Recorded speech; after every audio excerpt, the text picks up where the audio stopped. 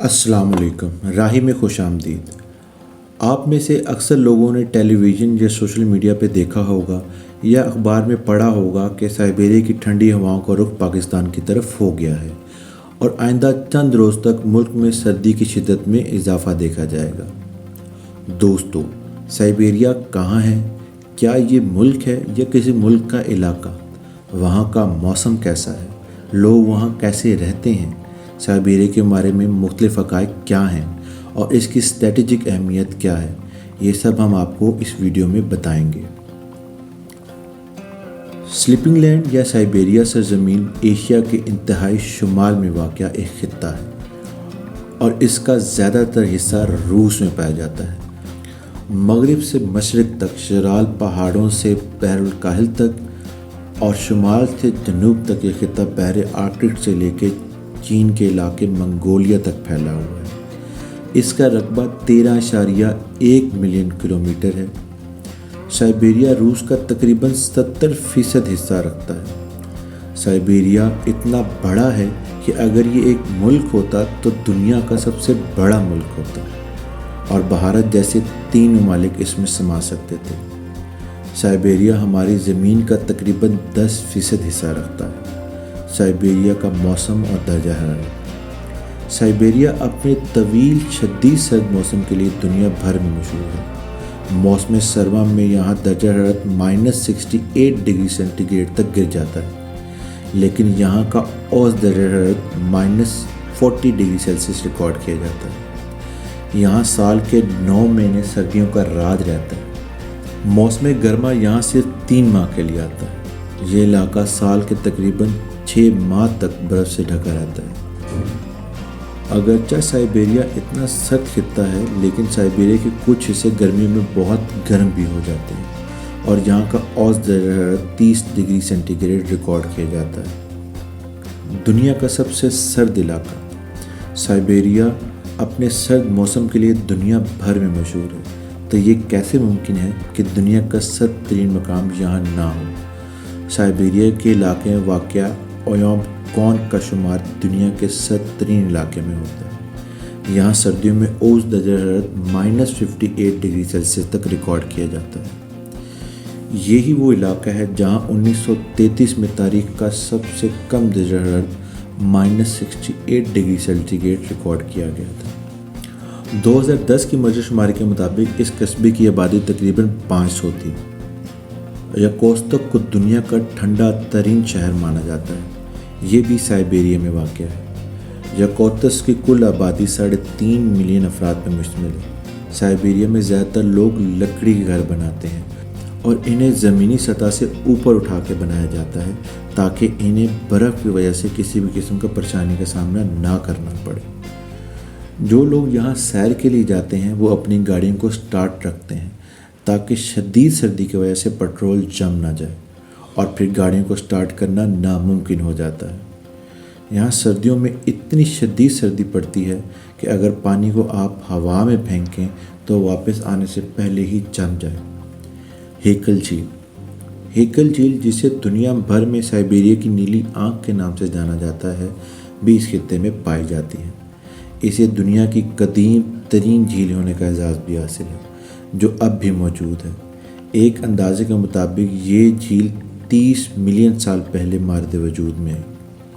इसने ना सिर्फ कदीम तरीन बल्कि दुनिया की सबसे गहरी तरीन झील होने का भी एजाज़ हासिल किया।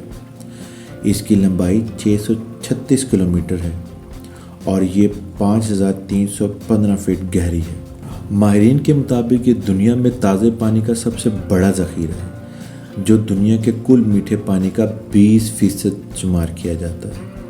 इसमें तकरीबन 330 दरिया और नहरें बहती हैं और इसमें से सिर्फ एक दरिया निकलता है।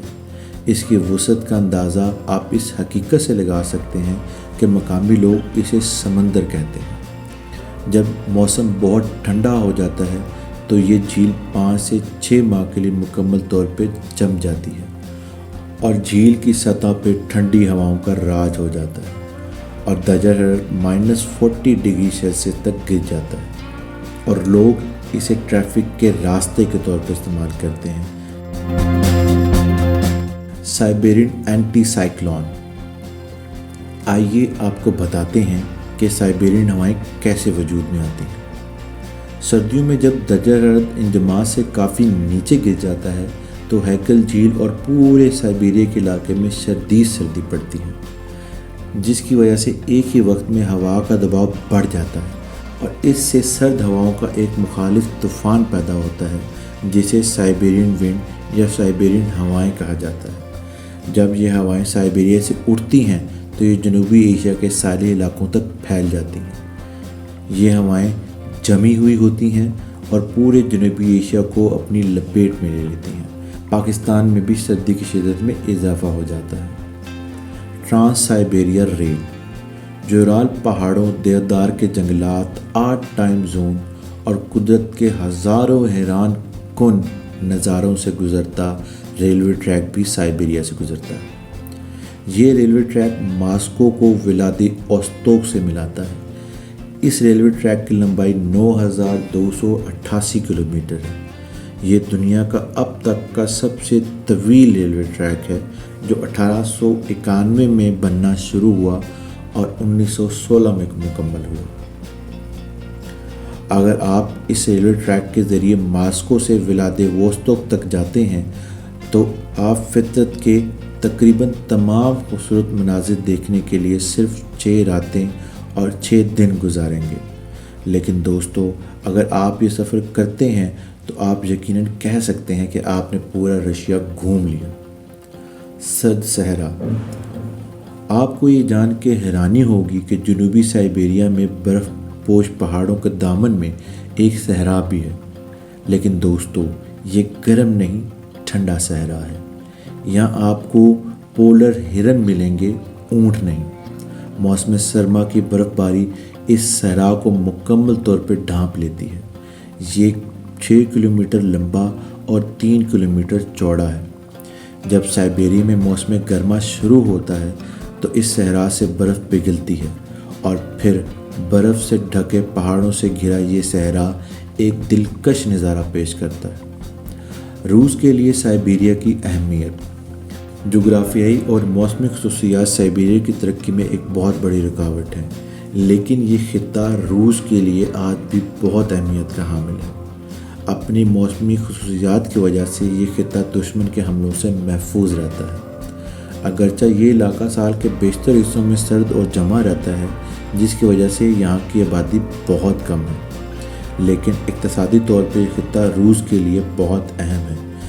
روس کے تیل اور گیس کا تقریباً 70% حصہ اسی علاقے میں پایا جاتا ہے۔ سائبیریا کی گیس کی بدولت روس اس وقت قدرتی گیس کا دنیا کا سب سے بڑا برآمد کنندہ ہے۔ زیادہ تر یورپی ممالک قدرتی گیس کے لیے روس پہ انحصار کرتے ہیں۔ سائبیریا میں نکل، سونا، ہیرے، سیسے اور کوئلے کے بہت بڑے ذخائر ہیں جو روس کو ان معدنیات کا سب سے بڑا برآمد کنندہ بناتے ہیں۔ ایک اندازے کے مطابق دنیا کے مشہور نکل کے ذخائر میں سے 40% سائبیریا میں پائے جاتے ہیں۔ سائبیریا کی آبادی، اگرچہ سائبیریا روس کا 77% حصہ گھیرے ہوئے ہے، لیکن اس کی آبادی روس کی آبادی کا صرف 23% ہے۔ یہاں آبادی کم ہونے کی ایک وجہ یہاں کا سخت موسم ہے، جس کو برداشت کرنا تقریباً ناممکن ہوتا ہے۔ ان حالات میں بہت سے لوگ اکثر روس کے مغربی حصوں یا بیرون ممالک میں منتقل ہو جاتے ہیں۔ 1960 کی دہائی میں سوویت یونین اور امریکہ کے درمیان سرد جنگ کے دوران حالات ٹھیک نہیں چل رہے تھے، لیکن اس کے بعد سائنسدانوں کی ایک ٹیم مغربی سائبیریا کے ایک علاقے میں ان کی سوچ کی آزادی کے لیے گئی اور انہوں نے یہاں اپنی تحقیقاتی سرگرمیوں کو شروع کیا۔ 2.5 کلومیٹر کے علاقے میں 20 سے زیادہ تحقیقاتی ادارے قائم کیے گئے اور اس گلی کو دنیا کی اسمارٹ اسٹریٹ کے نام سے جانا جاتا ہے۔ سائبیریا نہ صرف خوبصورت مناظر سے مالا مال ہے، لیکن یہ جانوروں کی ایک نایاب نسل کا گھر بھی ہے جسے سائبیرین ٹائیگر کہا جاتا ہے۔ یہ شیر کی نسل سے بڑا جانور ہے، لیکن افسوس کہ یہ بھی معدوم ہونے کے خطرے کے قریب ہے۔ ایک اندازے کے مطابق ان کی تعداد صرف چند سو رہ گئی ہے۔ جنگلی حیات کی متعدد اقسام بھی یہاں پائی جاتی ہیں، جس میں سائبیرین ہسکی، بلیاں اور پولر ہرن بھی شامل ہیں۔ آئیے آپ کو ایک عجیب واقعے کے بارے میں بتاتے ہیں۔ 1908 میں مشرقی سائبیریا کے ایک علاقے میں زوردار دھماکہ سنا گیا، جس کے نتیجے میں 2000 مربع کلومیٹر کے علاقے میں لاکھوں درخت صفحہ ہستی سے مٹ گئے۔ ماہرین کے مطابق یہ دھماکہ 1945 میں جاپان پہ کیے گئے ایٹمی دھماکوں سے بھی کئی گنا زیادہ طاقتور تھا۔